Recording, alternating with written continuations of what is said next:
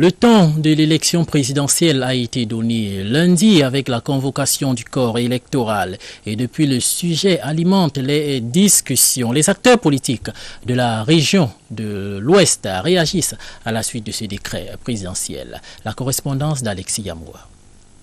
Le décret présidentiel du 9 juillet 2018 convoquant le corps électoral en vue de l'élection présidentielle du 7 octobre 2018 a brusquement imposé une nouvelle orientation à la politique du pays, bien qu'attendue selon les dispositions du code électoral.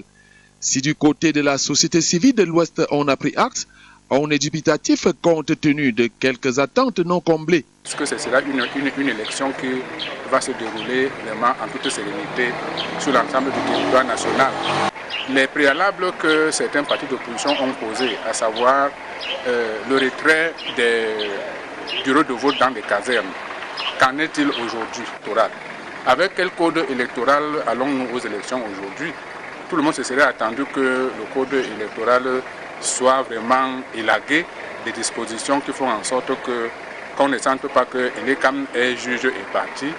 Quant au Rassemblement démocratique du peuple camerounais, parti politique du président de la République sortant, pas d'inquiétude, la région de l'Ouest est prête. On va dire que c'est un soulagement pour nous les militants du RDPC parce qu'on attendait cela et le président de la République a donc convoqué le corps électoral pour le 7 octobre.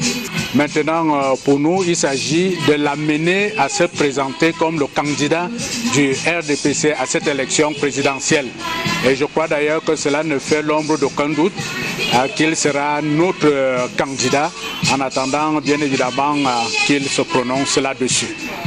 Les partis politiques de l'opposition attendent encore les recommandations des différentes réunions stratégiques qui devront se tenir dans les prochains jours, cas de l'Union des populations du Cameroun. Et avec la convocation de ce corps électoral, on va fatalement se retrouver d'ici la fin de la semaine par un autre comité directeur. Pour lui, ce n'est pas une situation nouvelle. Il y a eu une élection en 1956 avec des régions qui étaient en trouble, notamment dans la région de l'Ouest et la région de la Grande Sanaga maritime.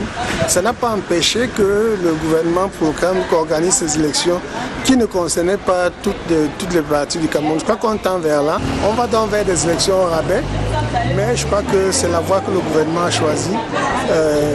La situation peut-être lui impose, mais d'un autre côté, il y avait une possibilité de faire autrement. Et c'est le regret que nous avons au niveau de l'Union des populations du Cameroun. La machine est en marche aux électeurs de rentrer dans les cantines afin de disposer leurs cartes. À ceux qui ne se sont pas inscrits, restez spectateurs, la politique vous fera, comme dirait un observateur averti. L'importance